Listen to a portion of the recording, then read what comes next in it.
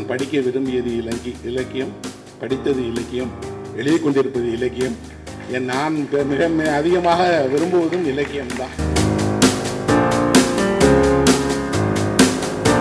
நாம சந்திக்கக்கூடிய நெருக்கடிகளை நீங்க யோசிச்சு பாருங்க. சென்னைக்கு படிக்கிறதுக்கு யாரோ ஒருவர் சிவகாசியிலேருந்து வராரு அல்லது எங்கேயோ கழுவுமலையிலேருந்து வராருன்னா அவர் சந்திக்கிற பிரச்சனை எல்லாம் காந்தி சந்தித்தது. 2 இளைஞர்கள் இந்தியாவிலிருந்து உலக சமாதானத்துக்கு நடக்கிறாங்க அப்படின்னு போட்டோவோட இவர் பாகிஸ்தான் எல்லைக்குள்ள போறாரு. அந்த எல்லையில் விசாரிச்சுட்டு சமாதானத்துக்காக தான் நடக்கிறீங்க, உடனே ஸ்டாம்ப் பண்ணி உடனே கையில் கொடுத்துட்டாங்க, உள்ள போங்க. இந்த வீடியோவை உங்களுக்கு வழங்குபவர்கள் Paces Pay, secure digital payments with multiple features and great success rate. இந்த மாதிரியான ஒரு நிகழ்ச்சியை நாங்கள் நடத்த போகிறோம் அப்படின்னு சொல்லி இந்து பத்திரிகையிலேருந்து கேட்டபோது நாங்கள் அவர்களுக்கு சொன்ன முதல் விஷயமே என்ன அப்படின்னா, அறிவுரைகள் நம்ம சொல்லக்கூடாது. அவர்களுக்கு அறிவுரைகள்லாம் அவர்களுக்கே தெரியும். குறிப்பாக இன்றைய தலைமுறையினருக்கு நம்மளை விட நிச்சயம் அதிகம் தெரியுங்கிறத விட அவர்கள் என்ன படிக்க விரும்புகிறாங்க, ஏன் படிக்க விரும்புகிறாங்க, அதை எப்படி தேர்வு செய்ய போகிறார்கள்னு அவர்களுக்கே ஓரளவுக்கு இருக்குது. நாம் முடியும் என்றால் அவர்கள் செல்ல விரும்புகிற திசையில் கூட செல்லலாம், கூட அழைச்சிட்டு போகலாம். அந்த மாதிரி ஒரு நிகழ்ச்சி செய்யுங்கன்னா அப்போ அவர்கள் சொன்னாங்க, இல்லை இது ஒரு வழக்கமாக அவர்களுக்கு செய்யக்கூடிய ஒரு கலந்து ஆலோசனை கூட்டம் போலவோ வழிகாட்டுதலுக்கானதோ வேண்டாம். அவர்களுடைய ஆளுமையை உருவாக்குவதற்கு, அவர்கள் எந்த துறையில் விரும்பினாலும் அந்த துறையில் சிறந்தவர்களாகுவதற்கு, இன்னும் சொல்லப்போனால் அவர்கள் பெற்றோர்களுக்கு ஒரு கனவு இருக்கு இல்லையா, அந்த கனவை பிள்ளைகள் நிறைவேற்றுவதற்கு அவங்களுக்கு நம்ம எதையாவது சொல்லலாமே அப்படின்னாங்க. அதனால்தான் நண்பர்களே, ஒரு எழுத்தாளராக நான் பேச வந்திருக்கிறேன். ஏன்னா நான் ஒரு பொறியியல் கல்லூரியில் படித்த மாணவன் அல்ல, மருத்துவம் படிக்கணுங்கிற எண்ணமே எனக்கு இருந்ததும் இல்லை. இவ்வளவுக்கும் என்னுடைய தந்தை ஒரு கால்நடை மருத்துவர், என்னுடைய அண்ணன் ஒரு மருத்துவர், அண்ணி மருத்துவர், என்னுடைய தம்பியினுடைய மனைவி மருத்துவர், இவங்கெல்லாம் மருத்துவர்கள் தான்.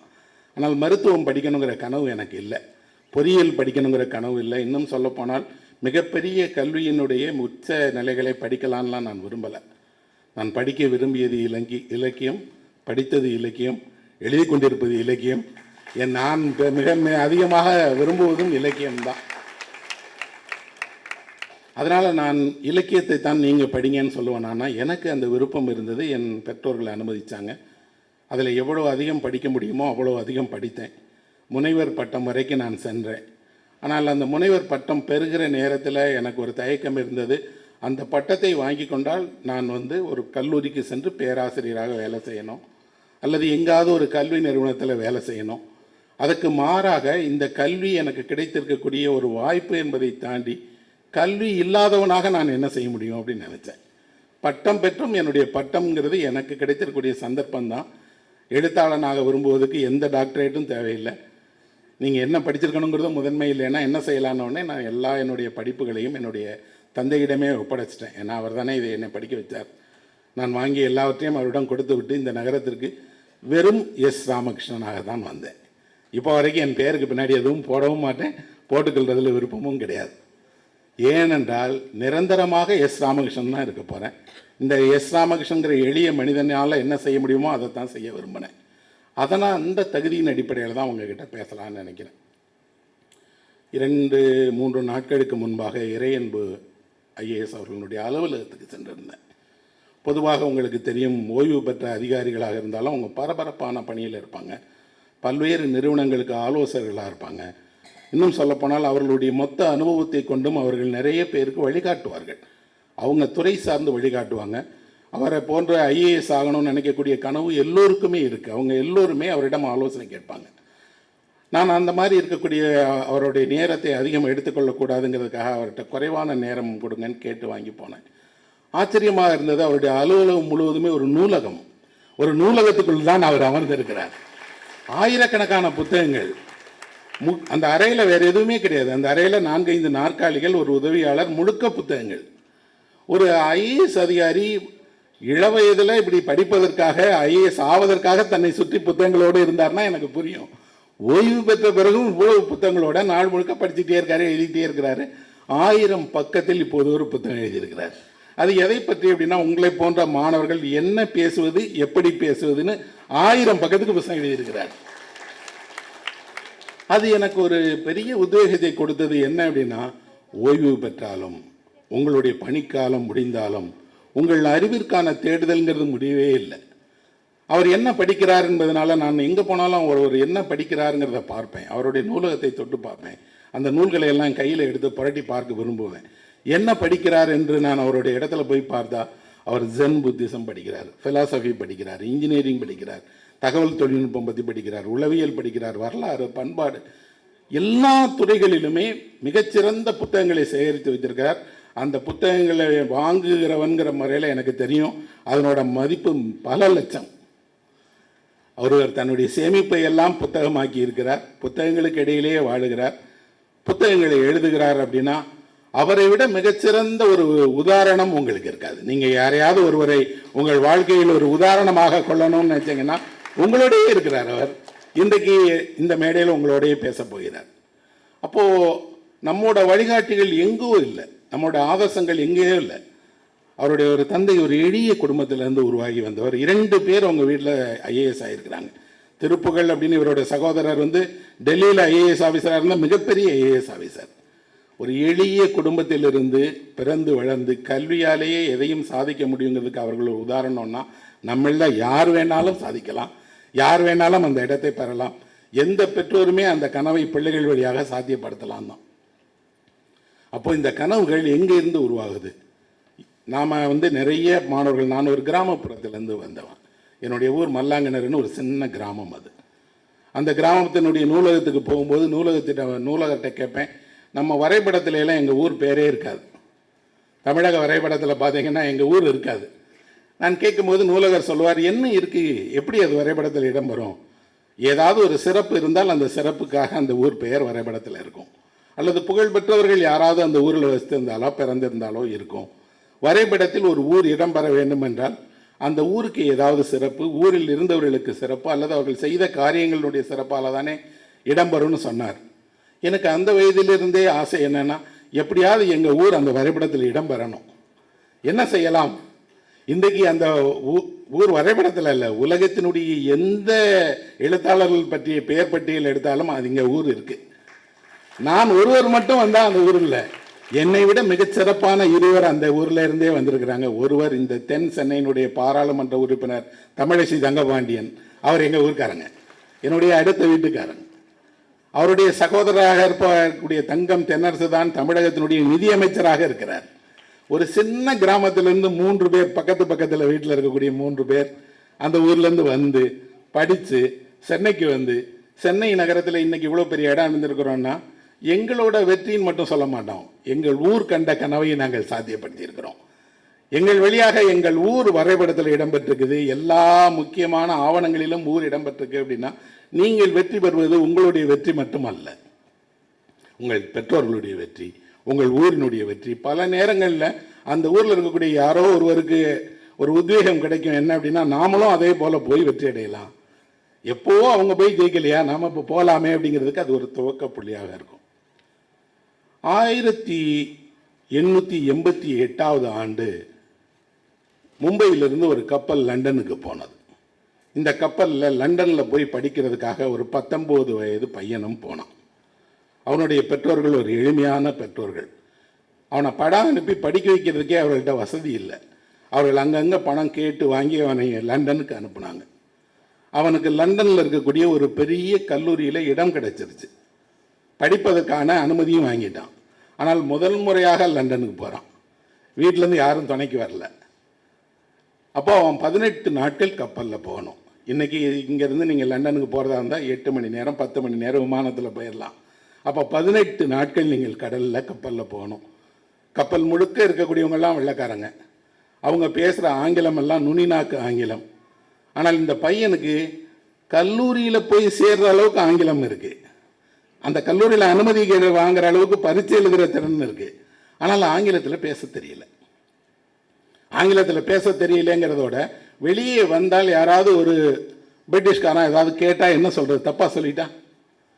சாப்பிட்ற அறையில் போய் உட்காந்து சாப்பிட போகும்போது யாராவது பக்கத்தில் என்ன வேணும்னு கேட்டால் அவருக்கு தனக்கு என்ன வேணும் என்பதை சொல்ல தெரியல, மற்றவர்களோடு உரையாட தெரியல. ஆனால் அவர் படிக்க விரும்புகிற படிப்போ லண்டனில் இருக்குது. அங்கே எல்லாருக்கும் ஆங்கிலம் தான் தெரியும். எப்படி படிக்க போகிறோன்னு தெரியல. அறையிலேயே முடங்கி கிடக்கிறாரு, வெளியவே வரமாட்டார். எல்லாரும் சாப்பிட்டு போன பிறகு தனியாக வந்து கிடைக்கிற ரொட்டியை சாப்பிட்டுட்டு அறைக்குள்ளாடியே முடங்கி கிடப்பார். அவரை போலவே இருக்கக்கூடிய இன்னும் 2-3 பேரை பார்க்கும்போது அவர்களுக்கு தெரிந்த ஆங்கிலத்தில் எல்லாம் பேசுகிறாங்க, இவருக்கு அப்படி பேச தெரியல. அப்போ ஒருவர் இவரை அழைச்சி கேட்டார், ஏன்பா இப்போவும் அறையிலேயே முடங்கி கிடக்குறியே, வெளியே வரமாட்டியா அப்படின்னு. அவர் சொன்னார், எனக்கு பயமாக இருக்குது, படிக்கிறதுக்கெல்லாம் தைரியம் இருக்குது, ஆனால் பேச தெரியல. நீ ஆங்கிலம் தான் பரீட்சை எழுதியிருப்பேல. பரீட்சை எழுதுனேன், அந்த கல்லூரியில் அனுமதி கேட்டு கடிதம் எழுதுனதுக்கு ஆங்கிலம் உனக்கு தெரிஞ்சிருக்குல்ல, தெரியும், ஆனால் பேச வர மாட்டேங்குது. இவர்கள் எவ்வளோ அழகாக ஆங்கிலம் பேசுகிறாங்க, எவ்வளோ நுனிநாக்கில் பேசுகிறாங்க, எனக்கு அப்படி பேச தெரியலையேனப்போ அவர் சொன்னார், இதெல்லாம் ஒரு பிரச்சனையும் இல்லைப்பா, உனக்கு என்ன தேவையோ அதை உனக்கு தெரிந்த விதத்தில் கேளு. உனக்கு ஒரு டம்ளர் தண்ணீர் வேணும்னு நினைக்கிறியா, அந்த தண்ணீர் வேணும்னு கேளு, அது அவருக்கு புரிந்தால் போதும். ஆங்கிலத்தில் இலக்கண ரீதியாக சரியாக கேட்கணும்லாம் அவசியம் இல்லை. உனக்கு எப்படி கேட்பதோ இல்லை, அப்படி கேட்டு அவங்க என்ன வந்து கேவலமாக பேசிட்டாங்கன்னா, என்ன மோசமாக நடத்திட்டாங்கன்னா, என்ன நடத்துனா என்ன 2வது தடவை திருத்திக்கோ. நீ இல்லைன்னா அவங்கள்ட்ட கேளு, இதை எப்படி கேட்கணும்னு கேளு, அவங்க சொல்லி தருவாங்கல்ல, அல்லது யாராவது பேசுகிறத பாரு அப்படிங்கிறாரு. அவருக்கு அந்த தயக்கம் போக மாட்டேங்குது. ஆனால் அப்பப்போ ஒருவார் யாராவது இடையில வந்து அவர்கிட்ட 1 வார்த்தை 2 வார்த்தை கேட்டால் பதில் சொல்வதற்கு நாக்கு எழும், ஆனால் சொல்ல வராது, அறைக்கு ஓடிக்கிடுவார். 18 நாட்களுமே இந்த அவஸ்தை. கப்பலில் போய் இறங்குறார். இறங்கின உடனே அவர் தங்கியிருக்க வேண்டிய அறைக்கு போகணும். அங்கே எல்லாமே ஆங்கிலேயர்கள். அங்கே இருக்கக்கூடிய விடுதியை நடத்துகிறவங்கலேருந்து நீங்கள் படிக்க போகிற ஆசிரியர்கள் வரைக்கும் அத்தனை பேரும். என்ன செய்வதுன்னு தெரியலை. ஆனால் அந்த அவரோடு பயணம் செய்தவர் சொன்னார் இல்லையா, உனக்கு என்ன தெரிகிறதோ அதை வைத்துக்கொண்டு அதே மாதிரி பேசு, அரைகுறை ஆங்கிலம் தவறே இல்லை, திருத்தி கொள்ளலாம் அப்படின்னு சொன்னது இவருக்கு ஒரு சின்ன உத்வேகத்தை கொடுத்தது. கொஞ்சம் கொஞ்சமாக சின்ன சின்ன வாக்கியங்களாக பேச தொடங்கினார். சின்ன சின்ன வாக்கியங்களாக கற்றுக்கொண்டார். அந்த கல்லூரியில் போய் சேர்ந்தார், படித்தார். கல்லூரி படிப்பை முடிச்சுட்டு திரும்பி வந்தார். வேறு வேறு வேலைகள் பார்த்தார். அதுக்கப்புறம் அவர் ஒரு முறை இதே சென்னை நகரத்துக்கு வந்தார். சென்னை நகரத்துக்கு வந்து இறங்கும் போது சென்னை நகரத்தினுடைய ரயில் நிலையமே திரண்டு வந்து அவருக்காக காத்திருந்தது. இறங்கிய உடனே அவர் எந்த மொழியில் அவர்கள்ட்ட பேசுகிறது, தன்னுடைய சொந்த பாஷையிலையா, சென்னை மக்கள்கிட்ட தமிழ்லையா, ஆங்கிலத்திலையான்னு பேசணும்னு தெரியல. ஆனால் ஆங்கிலத்தில் ஒரு அழகான சொற்றொடரோட, சகோதரர்களே உங்களை சந்திப்பதில் நான் மகிழ்ச்சி அடைகிறேன் அப்படின்னு சொல்லி இந்த ஊரில் காலடி வைத்தார். அவர்தான் மகாத்மா காந்தி. அந்த லண்டனில் சீட் கிடைச்சி 19 வயசில் ஒரு வார்த்தை கூட ஆங்கிலம் தெரியாமல் லண்டனுக்கு போய் திரும்பி வந்தார் இல்லையா, அவர்தான் நண்பர்களே இந்தியாவினுடைய தந்தையாக இருந்த மகாத்மா காந்தி. ஆங்கிலம் தெரியாது என்பது உங்களோட பிரச்சனை, என்னோட பிரச்சனை அல்ல. 100 வருஷமா ஆங்கிலம் தெரியாததாலேயே ஒருவர் இருந்தால் அதை பற்றி தாண்டி போய் இங்கிலாண்டில் படித்து, அதுவும் எங்கே படித்தார் காந்தி, இன்னர் டெம்பிள் அப்படின்னு சொல்லி ஒரு கல்லூரியில் படித்தார். அங்கே சட்டம் பயில்வதற்கு 5 கல்லூரிகள் இருக்கு. 5 கல்லூரிகளும் கல்லூரிகள் அல்ல, அது ஒரு வகையில் ஒரு கோச்சிங் சென்டர் மாதிரி, ட்ரைனிங் சென்டர் மாதிரின்னு வச்சுக்கலாம். அங்கே நீங்கள் பதிவு செய்தால் ஒரு பரீட்சை எழுதுவதற்கு உங்களை தயார்படுத்துவாங்க. அந்த பரீட்சை எழுதுகிற 5 மையங்கள் இருக்கு இல்லையா, 5 மையங்களில் இன்னர் டெம்பிள்னு சொல்லப்படக்கூடிய அந்த மையத்தான் கட்டணம் அதிகம் செலுத்த வேண்டிய மையம். அதே கல்லூரியில் அதை விட வேறு இடத்துல நீங்கள் படித்தீங்கன்னா இவ்வளவு கட்டணம் செலுத்தி படிக்க வேண்டாம். லத்தீன் மொழி படிக்கணும், கிரேக்கம் படிக்கணும், தத்துவம் படிக்கணும், ஆங்கிலம் படிக்கணும், சட்டமும் படிக்கணும். ரோமானிய சட்டங்கள்லேருந்து பிரிட்டிஷ் சட்டங்கள்லேருந்து எல்லா சட்டங்களும் படிக்கணும். நீங்கள் இந்த பரீட்சைக்கு உங்களை தயார்படுத்துறது தான் அந்த கல்லூரியினுடைய வேலை. எனக்கு ஆச்சரியமாக இருந்தது, ஒரு சின்ன குஜராத்தி குடும்பம், தந்தை வசதியானவர் இல்லை, ஆனால் பிள்ளையை லண்டனுக்கு அனுப்பி படிக்க வைக்கணும்னு நினைக்கிறாரு. அப்படின்னா நம்ம என்ன நினைப்போம், எந்த கல்லூரியில் பணம் குறைவாக இருக்கோ அங்கே தானே அனுப்பணும்னு நினைப்போம். ஆனால் அந்த பெற்றோர்கள் அப்படி நினைக்கல. எந்த கல்லூரியில் மிக அதிக கட்டணமோ அங்கே சேர்ந்து படி. உன்னோடு படிப்பவர்களெல்லாம் யார், ராஜா வீட்டு பிள்ளைங்க, ஜமீன்தார் வீட்டு பிள்ளைங்க, மிக வசதியான பிரபுக்களினுடைய வீட்டு பிள்ளைங்க. ஆனால் அந்த கல்வி உனக்கும் கிடைக்கட்டும். பணம் பரவாயில்ல, கடன் தானே வாங்குகிறோம், வாங்கியாவது உன்னை நல்லா படிக்க வைக்கலான்னு. அந்த காலத்திலிருந்து இந்த காலம் வரை பெற்றோர்கள் எப்போதுமே பிள்ளைகளுக்கு மிகச்சிறந்ததை வழங்கணும்னு விரும்புகிறாங்க. அதுக்கு எவ்வளோ கடன் ஆனாலும் பரவாயில்ல, ஐஐடியில் படிக்கிறியா படி, ஐஏஎம்ல படிக்கிறியா படி, அண்ணா யூனிவர்சிட்டியில் படிக்கிறியா படி. அப்போ அந்த பிள்ளைங்களுக்கு எவ்வளவு செலவானாலும் பெற்றோர்கள் அவங்க கடன் தான் வாங்குறாங்க, கையிருப்பையெல்லாம் செலவு பண்ணல. ஆனால் படிக்க வைக்கிறாங்க. படிக்க போகிறவரும் அங்கே போய் உட்கார்ந்து அவர் படிக்கிறார். படித்தா அங்கே எப்படி இருக்கும்னா, வகுப்பறை நேரம் தவிர மற்ற நேரங்களை எல்லாம் நூலகத்தில் தான் செலவிடணும். நீங்கள் தனியாக ஒரு ஆசிரியரை அமர்த்தி கொண்டு நீங்கள் படிக்கணும். இது மட்டுமல்ல, அந்த படிப்பினுடைய ஒரு பகுதி என்ன அப்படின்னா, நீங்கள் நடனமாட தெரிஞ்சிருக்கணும், குதிரை ஏற்றம் தெரிஞ்சிருக்கணும், அழகாக பேசவும் எழுதவும் தெரியணும், வாதிக்க தெரியணும். இவ்வளவும் செய்யக்கூடிய ஒருவருக்கு அடிப்படையில் ஒரு பிரச்சனை இருந்தது. அவர் ஒரு சைவ உணவு உண்பவர். அந்த ஊரில் சைவ உணவு கிடைக்காது. நாம் சந்திக்கக்கூடிய நெருக்கடிகளை நீங்கள் யோசிச்சு பாருங்கள். சென்னைக்கு படிக்கிறதுக்கு யாரோ ஒருவர் சிவகாசியிலேருந்து வராரு அல்லது எங்கேயோ கழுகுமலையிலேருந்து வராருன்னா அவர் சந்திக்கிற பிரச்சனை எல்லாம் காந்தி சந்தித்தது. இந்த நகரத்தில் எல்லாமும் கிடைக்கும், நீங்கள் பேசுகிறது எல்லாருக்கும் தெரியும். ஆனால் அவர் மொழி தெரியாத ஊரில், அவருக்கு விருப்பமான உணவு கிடைக்காத இடத்துல, கடன் வாங்கி பெற்றோர்கள் படிக்க வைக்கிற இடத்துல முதலிடம் பெற வேண்டும் என்பதற்காக படித்தார் என்றால் அதுதான் நண்பர்களே அர்ப்பணிப்பு. அதுதான் உங்களுக்கு தேவை. அது இருந்தால் நீங்கள் வெற்றி அடைஞ்சிருவீங்க. மற்றபடி ஆங்கிலம் தெரியாததுக்கு யார் காரணம்? பள்ளியிலிருந்தே ஆங்கிலத்தை நாம் ஒரு மனப்பாடமாக பயிற்றுவிக்கிறோம். அந்த இலக்கணத்தை மனப்பாடம் செய்ய வைக்கிறோம். பேசுவதற்கான சூழல் வகுப்பறையில் இல்லை. நகரத்தில் இருக்கக்கூடிய பள்ளிகளில் அந்த வகுப்பறை சூழல் இருக்குது. பிள்ளைங்க அழகாக ஆங்கிலம் பேசுகிறாங்க.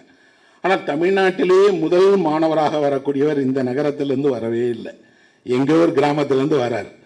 ஒவ்வொரு ஆண்டும் அந்த முதல் 10 இடங்களை பிடிக்கக்கூடிய பிள்ளைங்க எல்லாம் சின்ன ஊரில் சின்ன இடத்துலேருந்து வர பிள்ளைங்க மதிப்பெண் வாங்கிடுறாங்க. எவ்வளவு அதிகம் வாங்க முடியுமோ வாங்கிடுறாங்க.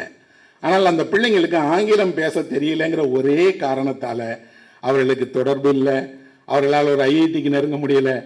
பெரிய பெரிய கல்வி நிறுவனங்களுக்கு விண்ணப்பம் அனுப்பக்கூட உங்களுக்கு தெரியல. நான் ஒரு சகோதரனாக உங்களுக்கு சொல்லுவேன், அந்த தடையை நீங்கள் வெறும் 4 வாரங்களில் கடந்துடலாம்.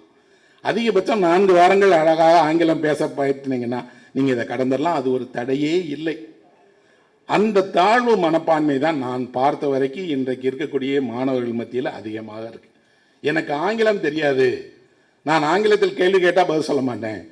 நீங்கள் படித்து முடித்து +2 முடித்து பாஸ் ஆன உடனே இங்கே வருவீங்க இதே கல்லூரிக்கு. இங்கே வகுப்பறையில் வந்து ஆங்கிலத்தை நடத்தினா புரியாது.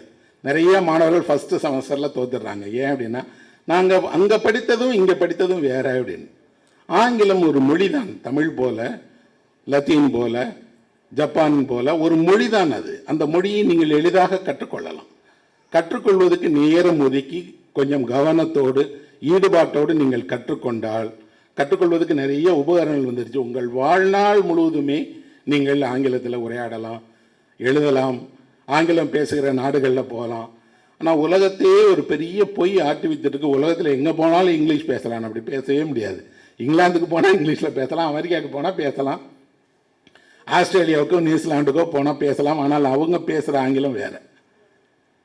மற்ற ஐரோப்பிய நாடுகள் முழுவதும் அவரவர்கள் மொழியிலேயே தான் பேசுகிறாங்க. பிரான்ஸ்காரங்க ஃப்ரெஞ்சில் தான் பேசுகிறாங்க, சீனர்கள் சீன மொழியில் தான் பேசுகிறாங்க. அப்படின்னா மொழி ஒரு தடை அல்ல.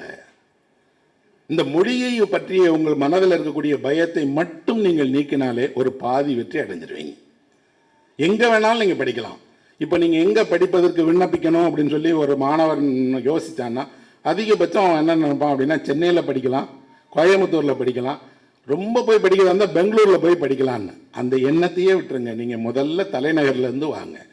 என்ன படிக்கலாம் உங்கள் பெற்றோர் கேட்டாங்கன்னா, டெல்லியில் என்ன படிக்கலாம், மும்பையில் என்ன படிக்கலாம், கரக்பூரில் என்ன படிக்கலாம். இந்தியா முழுவதும் நீங்கள் கல்வி சென்று பயிலுவதற்கு மிகச்சிறந்த கல்வி நிலையங்கள் இருக்கின்றன. அந்த கல்வி நிலையங்களுக்கு நீங்கள் நேரடியாக ஆங்கிலம் தெரிந்தால், ஆங்கிலத்தில் ஒரு கடிதம் எழுதினால், பரீட்சை எழுதினால் தேர்வு பெற்றுவீங்க. அந்த தேர்ச்சி பெறுவதற்கான தகுதியும் திறமையும் உங்கள்கிட்ட இருக்குது. ஆனால் எங்கே படிக்கிறதுன்னு தெரியாது, என்ன படிக்கிறதுன்னு தெரியாது. அதற்கு உங்களை நீங்கள் தயார்படுத்திக் கொள்ளணும்னா முதல்ல இந்தியாவில் இருக்கக்கூடிய கல்வி நிலையங்களை நீங்கள் உங்கள் இந்த வயதில் ஒரு முறை பார்வையிடுங்க. அவர் ஐஏஎஸ் ஆகிட்டார். ஐஏஎஸ் ஆகி முசோரியில் இருக்கக்கூடிய அகாடமிக்கு போனார். ஆக விரும்புகிறவர்கள் ஒரு முறை அந்த கேம்பஸில் போய் பார்த்துட்டு வாங்க. நீங்கள் அங்கே போய் பார்த்தா தெரியும் நீங்கள் எங்கே பயிற்சி எடுத்துக்கொள்ள போகிறீர்களோ அந்த நிறுவனம் எங்கே இருக்குது, எப்படி இருக்குது அப்படின்னு. அதுதான் உண்மையான கனவு. அந்த கனவை நோக்கி நீங்கள் போவது தான் உங்கள் வாழ்க்கையினுடைய உண்மையான வெற்றின்னு சொல்லுவேன். உங்கள் வயதில் என்னோட வீட்லேயும் பிள்ளைங்கள் இருக்காங்க.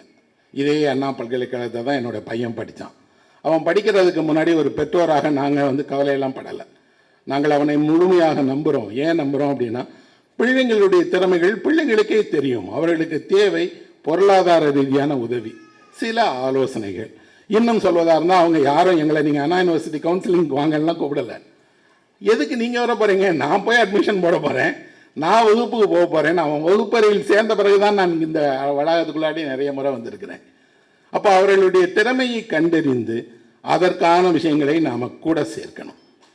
இசை உலகத்தில் உங்களுக்கு தெரியும், பீதோவன் அப்படின்னு ஒரு பெரிய இசைக்கலைஞர் இருந்தார். மேற்கத்திய இசையில் அவரை கடவுள்னு சொல்லுவாங்க. அவ்வளவு பெரிய இசைக்கலைஞர் பீதோவன். பீதோவனுக்கு 5 வயதாகும்போது அவருடைய தந்தை என்ன செய்தார்னா, ஒரு நாளைக்கு 16 மணி நேரம் பியானோ வாசிக்க வைப்பார். எதுக்கு பியானோ வாசிக்கணும்? வாசிட்டே இரு. சிறு வயதிலேயே திறமைசாலியாகி இளவயதிலேயே ஒரு பெரிய ஞானியாக நீ அறியப்படணும், கலைஞனாக அறியப்படணும், வாசிச்சுட்டு உறங்கிடுவார் பியானோலேயே. அவங்க அப்பா பெரும்பாலும் கையில் அடிப்பார், வாசி வாசி வாசி.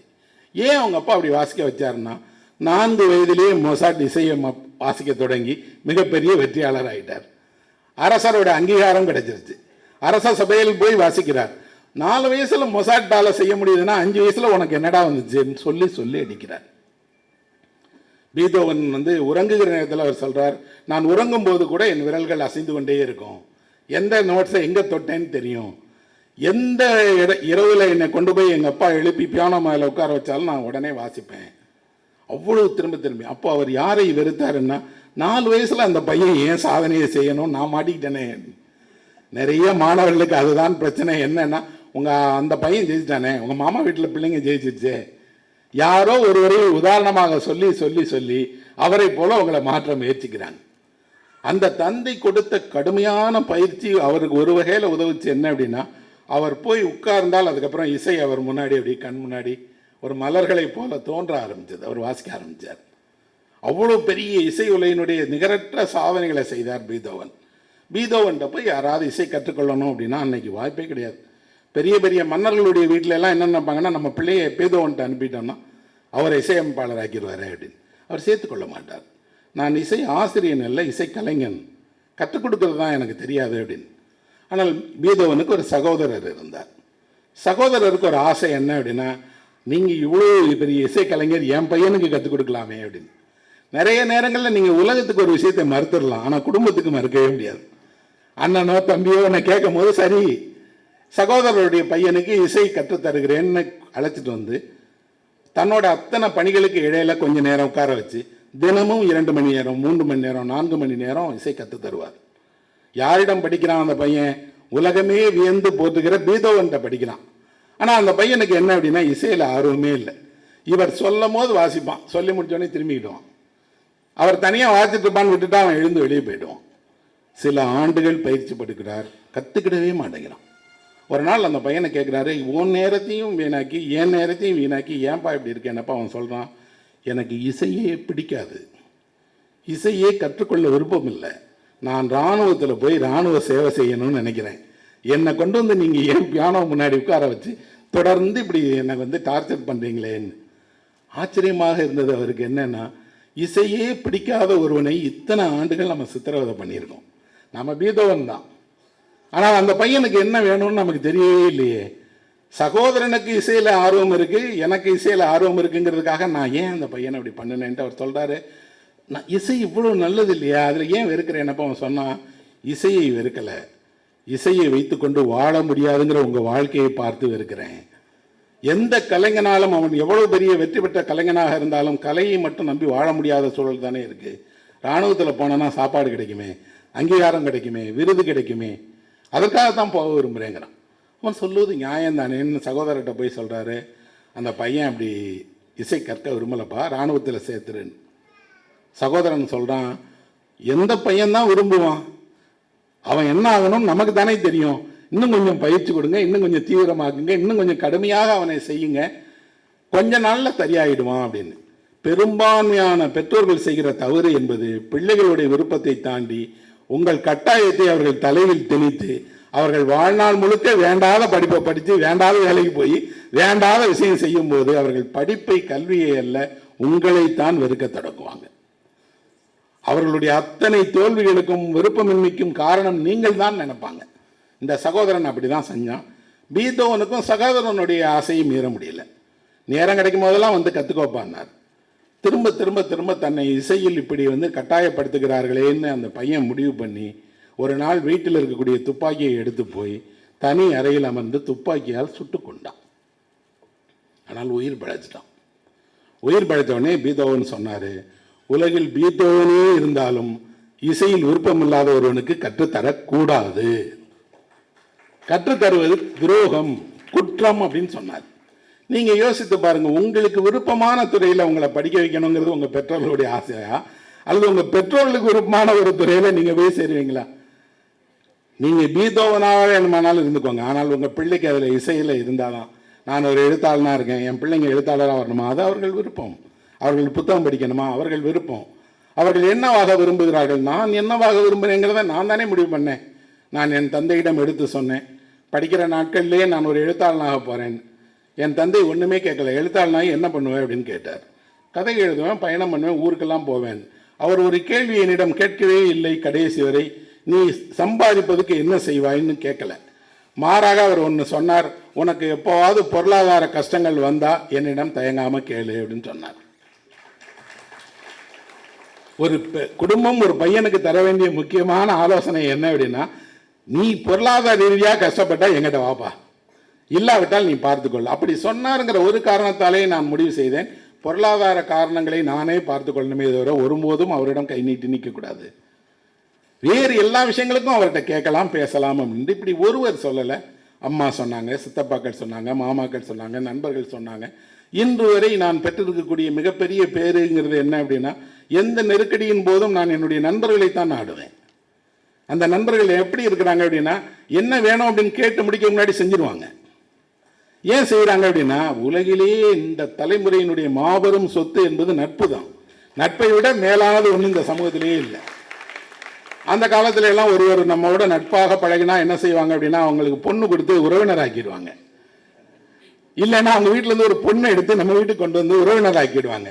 இன்னைக்கு அதுக்கு நேர் எதிராக இருக்கு அப்படின்னா, இன்னைக்கு அப்பா பையனோடு நட்பாக பழகினாரே ஃப்ரெண்டு மாதிரிங்கன்னு சொல்றான். அம்மா பொண்ணோட நல்லா பழகினான்னா எங்க அம்மாலாம் என் ஃப்ரெண்டுங்க அப்படிங்கிறாங்க. அப்பா அம்மா மாமா சித்தப்பா எல்லாரும் ஃப்ரெண்டானா வாழ்க்கை, இல்லைன்னா இல்லை. அப்படின்னா இன்னைக்கு ஃப்ரெண்ட்ஷிப்னு சொல்லப்படக்கூடிய நட்பு தானே இவ்வளோ பெரிய இருக்குது. இந்த நட்பு உங்களுக்கு இருக்கும்போது நீங்கள் ஏன் உங்கள் எதிர்காலத்தை பற்றி இவ்வளோ கவலைப்படுறீங்க, பயப்படுறீங்க? உங்கள்கிட்ட இருக்கக்கூடிய 2 குறைகளை மட்டும்தான் நான் சொல்ல விரும்புவேன். அந்த 2 குறைகள் என் பிள்ளைகளிடம் இருக்குது, உங்கள்கிட்ட இருக்குது. ஒரு பெற்றோராக நான் என் பிள்ளைகளுக்கும் சொல்கிறேன், உங்களுக்கும் சொல்கிறேன். என்ன அப்படின்னா, அவர்களிடம் இருக்கக்கூடிய கவன சிதறல்ங்கிறத என்னால் அனுமதிக்கவே முடியாது. எதையுமே அவர்கள் ஆழ்ந்து படிக்க மாட்டேங்கிறாங்க, பார்க்க மாட்டேங்கிறாங்க. ஒரு ரிமோட்டை கையில் கொடுத்தா அவர்களால் 2 நிமிடத்துக்கு மேலே ஒரு சேனலை பார்க்க முடியாது, மாற்றிட்டே இருப்பாங்க. நீ விரும்புகிற ஏதோ ஒரு விஷயத்தை கூட 5 நிமிஷம் பார்த்தா மாற்றிடுவாங்க. செல்ஃபோன் பார்த்துட்டே இருக்கனால மாற்றிட்டே இருப்பாங்க.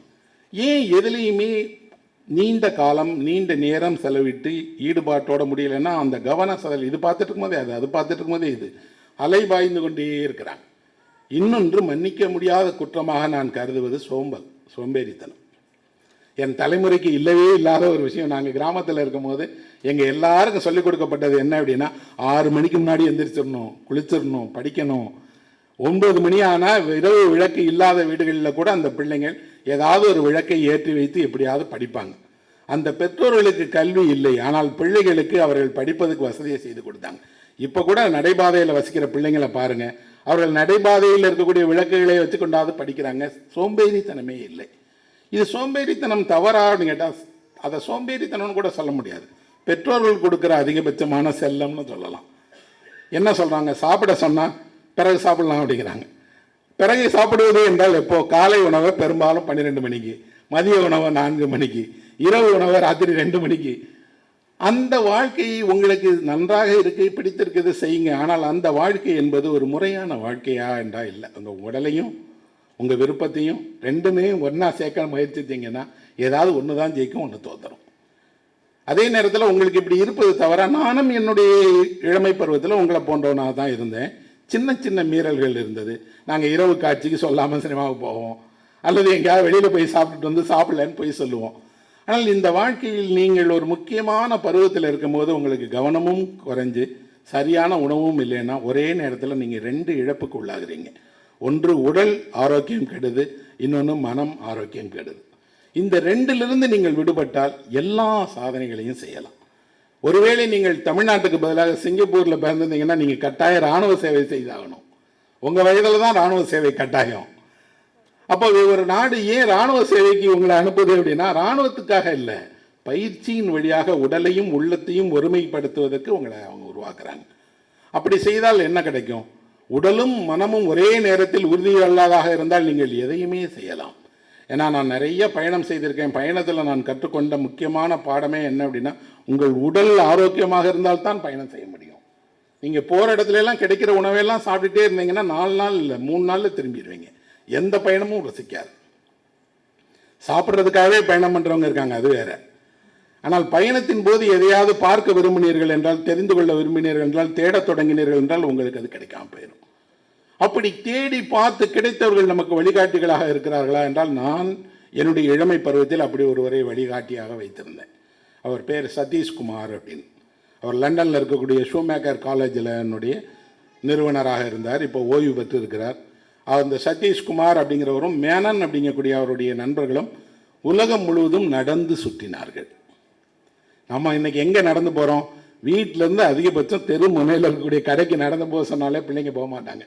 நாமளே வாக்கிங்னு சொன்னால் தான் கிரவுண்டுக்கு போகிறோம், பார்க்குக்கு போகிறோம், இல்லைன்னா நடக்கிறதே கிடையாது. ஆனால் இவர் உலகத்தையே நடந்து சுற்றினார். 24 வயதில் அந்த அவங்க 2 பேரும் அவங்க நண்பர்களுக்கு என்ன ஒரு இது வந்ததுன்னா, காந்தியின் மீது ஈடுபாடு வந்தது. காந்தியின் மீதான கொண்ட ஈடுபாட்டால் அவங்க 2 பேருமே போய் வினோபாவை சந்தித்தாங்க. சந்தித்து வினோபாவைகிட்ட கேட்டாங்க, நாங்கள் உலகத்தை சுற்றி வரலான்னு நினைக்கிறோம் அப்படின்னு. ரொம்ப நல்ல விஷயம், ஆனால் சும்மா சுற்றி வராமல் அமைதியின் பொருட்டு நீங்கள் சுற்றி வாங்க, சாந்தத்தையும் சமாதானத்தையும் முதன்மைப்படுத்தி நீங்கள் உங்கள் பயணத்தை மேற்கொள்ளுங்க அப்படின்னாங்க. அவங்க 2 பேருமே அந்த பயணத்துக்கு தயாரானாங்க. பயணத்துக்கு தயாராகும் போது அவர் 3 கட்டளைகளை அவருக்கு சொன்னார். என்ன அப்படின்னா, நீங்கள் கையில் காசே இல்லாமல் பயணம் செய்யணும். உங்கள் பாக்கெட்டில் ஒரு காசு கூட வச்சுக்கிடக்கூடாது. வெறுமனாக காசு இல்லாமல் நீங்கள் பயணம் செய்யணும் அப்படின்னு. காசு இல்லாமல் எப்படி போகிறது? அப்போ தான் நீங்கள் இன்னொரு மனிதனை நாடுவீங்க, இன்னொரு மனிதன் வழியாக நட்பு பிறக்கும், அந்த மனிதனோட உதவியை பெற்று நீங்கள் போகணும். முதல் கட்டளை இது. 2வது கட்டளை என்ன? நீங்கள் எங்கே போனாலும் ஒரு நாளைக்கு மேலே தங்கக்கூடாது.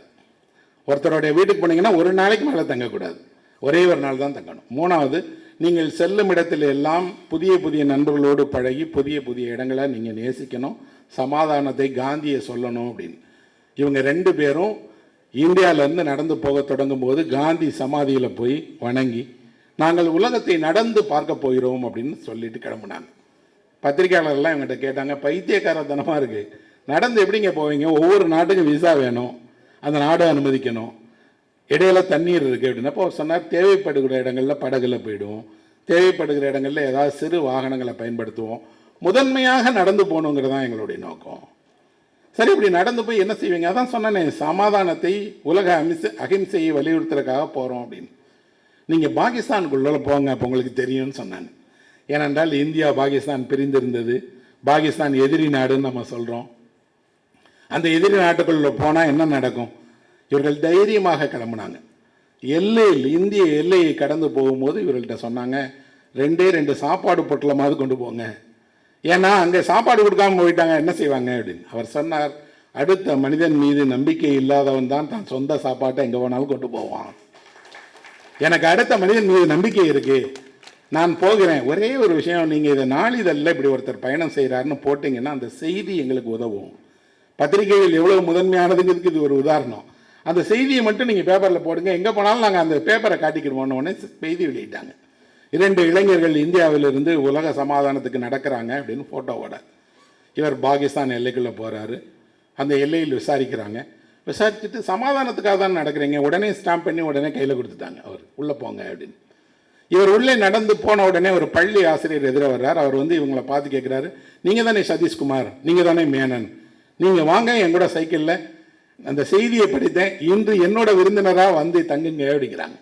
நான் ஏன் பள்ளி ஆசிரியர்களை எப்போதும் மதிக்கிறேன் என்றால், எல்லா புதிய விஷயங்களையுமே பள்ளி ஆசிரியர்கள் தான் முதல்ல வரவேற்பாங்க, முதல்ல அவங்க ஆதரிப்பாங்க, அவர்கள் வழிகாட்டியாக இருப்பாங்க. இவர் சொல்கிறார், எதிரியினுடைய நாடுன்னு நான் நம்பினா, அங்கே ஒரு பள்ளி ஆசிரியர் வந்து சகோதரனை வாங்கன்னு சொல்லி அழைச்சிட்டு போய் வீட்டில் சாப்பாடு கொடுத்து வச்சுருக்காரு. எப்படி இருக்குது பாருங்கள் உலகம். இதை பற்றி வெளியே என்ன பெம்பா இருக்குது? எதிரி போனால் கொன்றுவான், அப்படி உண்மை இல்லையே. அவர் நடந்து போகிறார், அவர் வீட்டில் தங்குகிறார். அவர் சொல்கிறாரு, பயணம் முழுவதும் உங்களுக்கு தேவையான எல்லா வசதிகளையும் நானே செஞ்சு தந்துட முடியும், ஆனால் உங்கள் விதிகளை பார்த்தேன், இரவு தங்குங்க, காலையில் நானே போகிறேன், எந்த வழியாக போக விரும்புகிறீங்கன்னப்போ சொல்கிறார், நாங்கள் ஆப்கானிஸ்தானுக்கு போகணும், ரஷ்யாவுக்கு போகணும், ரஷ்யாவிலேருந்து திரும்பி வரணும். அப்படி ஒரு பெரிய பயணத்திட்ட வரைபடத்தை காட்டுறாங்க. அவர் தங்க வைக்கிறார். அன்றைக்கு சதீஷ்குமார் டைரியில் எழுதுகிறார், உலகத்தில் எங்கேயே போனாலும் நான் யாரோ ஒரு புதியவரை அந்நியராக நினைக்கிறோம், அவர் அந்நியரே இல்லை, நம்ம சகோதரர் வெளியே இருக்கிறார், நாம் ஒரு புதிய சகோதரனை தான் நாம் அங்கே சந்திக்கிறோம் அப்படின்னு.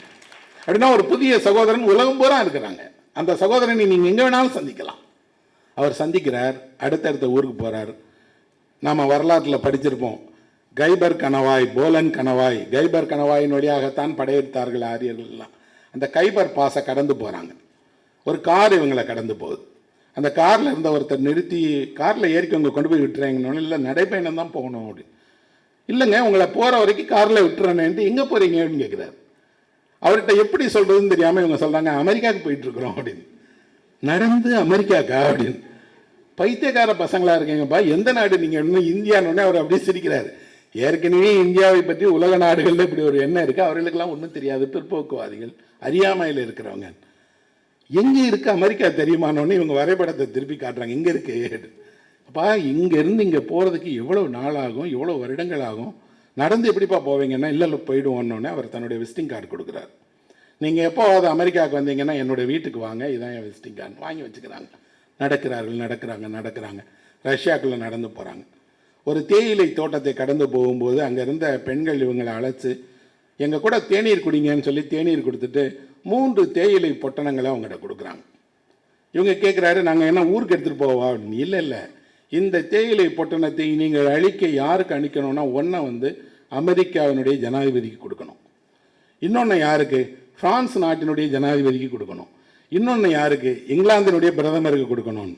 ஏங்க, அவங்களுக்கெல்லாம் கொண்டு போய் டீ பாக்கெட் கொடுக்கறது தான் எங்கள் வேலையானப்போ அந்த தேயிலை தோட்டத்தில் வேலை பார்த்த பெண் சொன்னார், இவங்க 3 பேர்கிட்டையும் அணு ஆயுதம் இருக்குது, அணு ஆயுதத்தை பயன்படுத்துறதுக்கு முன்னாடி ஒரு கோப்பை தேநீர் குடித்தால் அந்த எண்ணமே வராது, அந்த சமாதானத்தின் பொருட்டு இந்த டீ பாக்கெட்டை கொடுங்கன்னு சொன்னாங்க.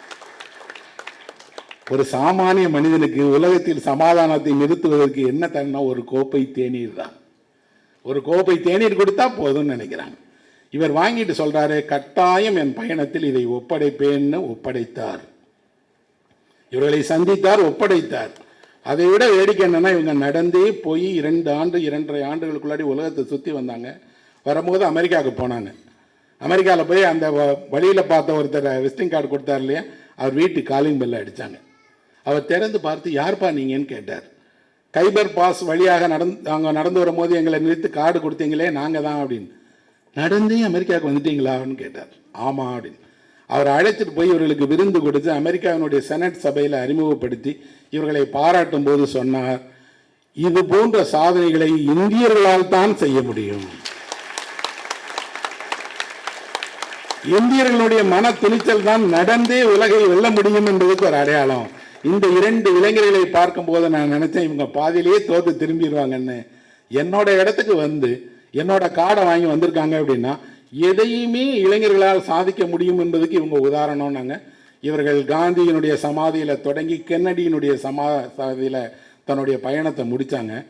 2.5 வருட காலம் இதை ஒரு நூலாக எழுதியிருக்காங்க.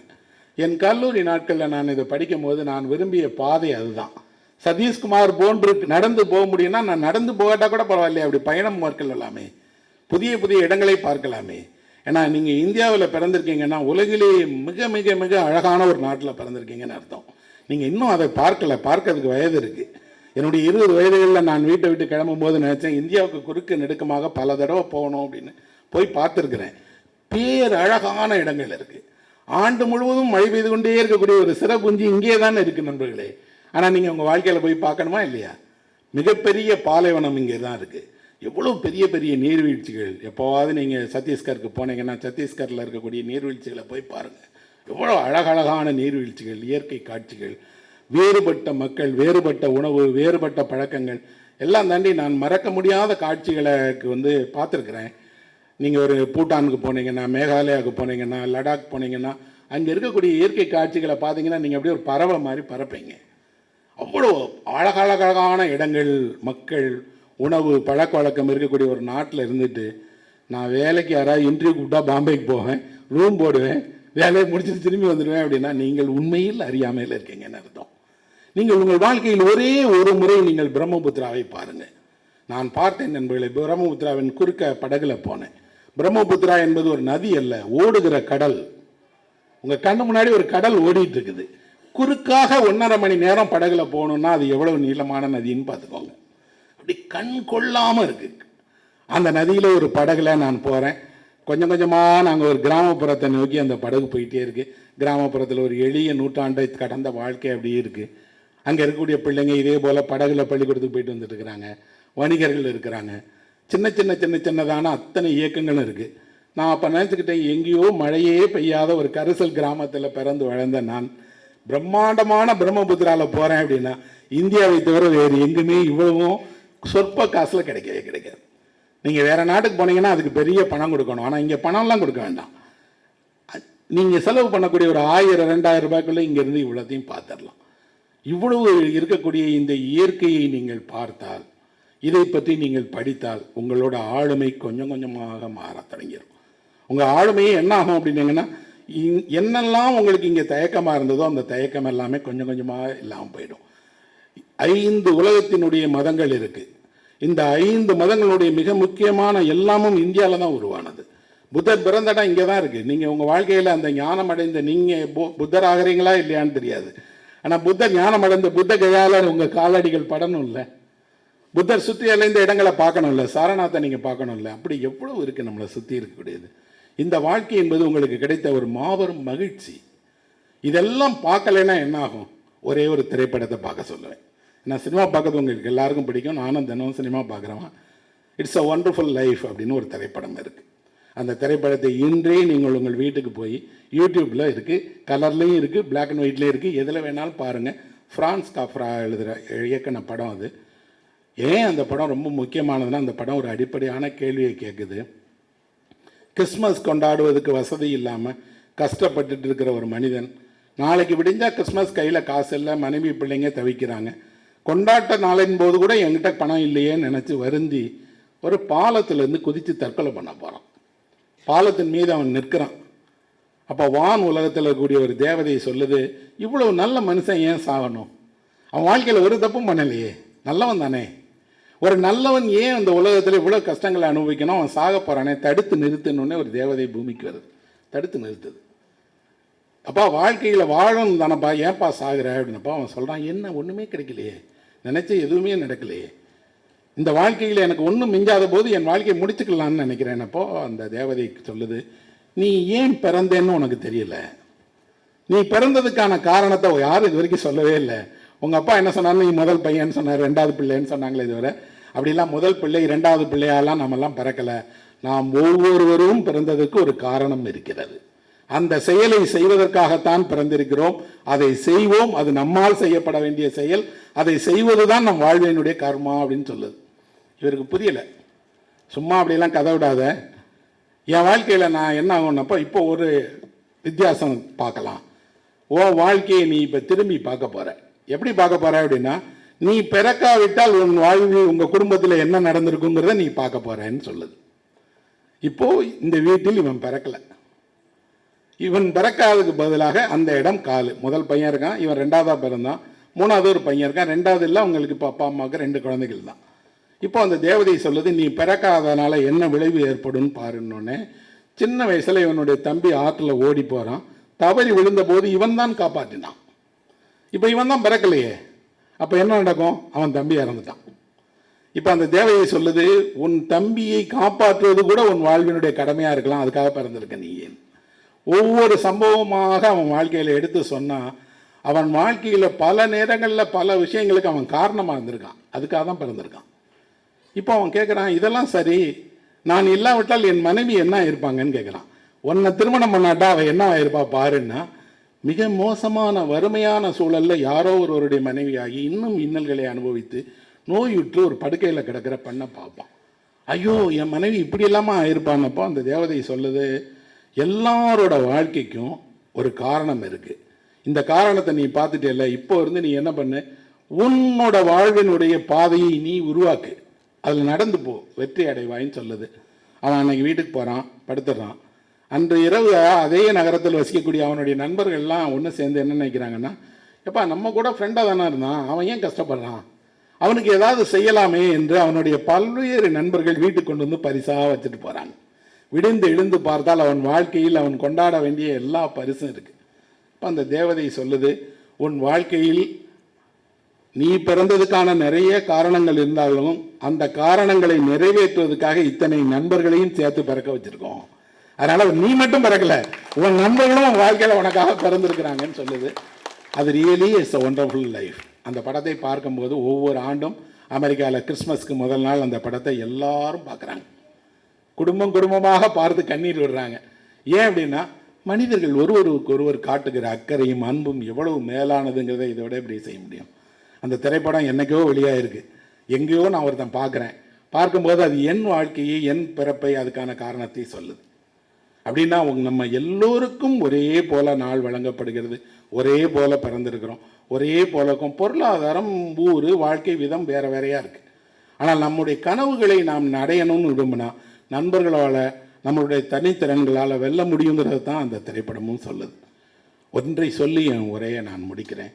என்ன அப்படின்னா, நீங்கள் இராணுவத்திலேயோ போலீஸ் டிபார்ட்மெண்ட்லேயோ இருந்தீங்கன்னா நீங்கள் சாதனைகளை செய்தால் உங்களுக்கு ஒரு பதக்கங்கள் கொடுப்பாங்க, ஸ்டார்ஸ். எத்தனை ஸ்டார்ஸ் போட்டிருக்கீங்கிறத பார்த்து மரியாதை இருக்கும். இவர் இராணுவத்தினுடைய எந்த பதவியில் இருக்கார், எத்தனை ஸ்டார் இருக்குது, போலீஸ் அதிகாரியாக இருக்கார், எத்தனை ஸ்டார் இருக்குன்னு பார்ப்பாங்க. அப்படி நம்ம எல்லாருக்குமே 3 ஸ்டார் வழங்கப்பட்டிருக்கு. நீங்கள் அதை பார்க்கல, நான்லாம் அந்த ஸ்டாரை பார்த்துக்கிட்டே இருக்கிறேன். முதல் ஸ்டார் என்ன அப்படின்னு பார்த்தீங்கன்னா அமைதி, நிதானம், அல்லது பேச்சை குறைச்சிட்டு நீங்கள் நிசப்தமாக இருக்குதுங்கிறது தான் உங்களுக்கு வழங்கப்பட்டிருக்கக்கூடிய முதல் ஸ்டார். நீங்கள் எங்கே பேசணுமோ அங்கே தான் பேசணுமே தவிர எப்பவும் பேசிக்கிட்டே இருக்கக்கூடாது. எப்பவும் பேசிக்கொண்டே இருப்பவர்கள் அவரும் வளர மாட்டார், மற்றவரை வளரவும் விட மாட்டார். அதனால் பேசாமல் இருப்பது, மௌனமாக இருப்பதுங்கிற ஸ்டாரை நீங்கள் வச்சுக்கோங்க. நீங்கள் பேச விரும்பினால் பேசுங்க, பேசி முடித்தோடனே திரும்ப மௌனத்துக்குள்ளே போயிடுங்க. மௌனம் தான் நண்பர்களே இந்த உலகின் மிக மிக மிக பெரிய ஆயுதம். ஒருவர் மௌனமாக இருந்தால் எதிராளியால் கண்டுபிடிக்கவே முடியாது இவர் என்ன செய்ய போகிறார், என்ன செய்வார், எப்படி செய்வார். இரண்டாவதான ஒரு மிகப்பெரிய இதே போல் ஒரு ஸ்டார் இருக்குது. அது என்ன அப்படின்னா அதுதான் விடாமுயற்சி அப்படின்னு சொல்லக்கூடியது. ஏதாவது ஒன்று நடந்துச்சுன்னா உடனே நம்ம விட்டுறோம், படிக்க வேண்டாம், ஃபெயில் ஆகிட்டோம். அதில்ல, இடைவிடாமல் நீங்கள் முயன்று கொண்டே இருங்க, முயன்று கொண்டே இருங்க. ஏன்னா இயற்கையில் ஒரு பாடம் இருக்குது. ஒரு மரத்தின் கிளை முடைஞ்சிருச்சுன்னா எந்த வைத்தியரும் வந்து வைத்தியம் பார்க்க மாட்டாங்க, மரமே சரி பண்ணி அந்த கிளையை வளர வச்சிடும். இடைவிடாமல் இயற்கையோடு மரம் போராடிக்கிட்டே இருக்குது. அப்படி இடைவிடாத முயற்சிங்கிற ஒரு ஸ்டார் அணிஞ்சுக்கோங்க. 3வது ஒரு ஸ்டார் இருக்குது, அதன் பெயர் சிரிப்பு. இந்த உலகிலேயே விலை மதிப்பில்லாத மாபெரும் அதிசயமான ஒன்று இருக்குது அப்படின்னா மனிதர்கள் சிரிக்கிறது தான். மனிதர்கள் சிரிப்பதை போன்ற ஒரு அழகு இந்த உலகத்தில் வேறு எதுவுமே கிடையாது. சிரித்த முகங்களை காணுவது, சிரிப்பை வெளிப்படுத்துவது, தேவையான அளவிற்கு சிரிப்பது என்பது மனிதனுடைய மிக அழகான அம்சம். உங்களிடம் சிரிப்பு என்ற ஒன்று இருந்தால் போதும், நீங்கள் எங்கேயும் ஜெயிச்சிடலாம். ஏன்னா சிரித்த முகத்தோடு ஒருவரை பார்க்கும்போது நமக்கே மகிழ்ச்சி தத்திக்கிறது, எவ்வளோ அழகாக சிரிக்கிறாரு, எவ்வளோ அழகாக இருக்க ஒரு முகம் அப்படின்னு. ஆனால் சிரிப்பு இல்லாத ஒரு முகம் என்ன ஆகும், அந்த முகத்தை நமக்கு பிடிக்காது. அதே நேரத்தில் சிரிப்பை நீடிச்சுக்கிட்டே போனோன்னு வைங்க, பயம் வந்துடும். ஒருத்தர் சிரிக்கிறாரு, சிரிச்சுட்டு முடிச்சிடணும், ஒரு அரை மணி நேரம் சிரிச்சுக்கிட்டே இருந்தாருன்னு வைங்க, பயமாயிடும்.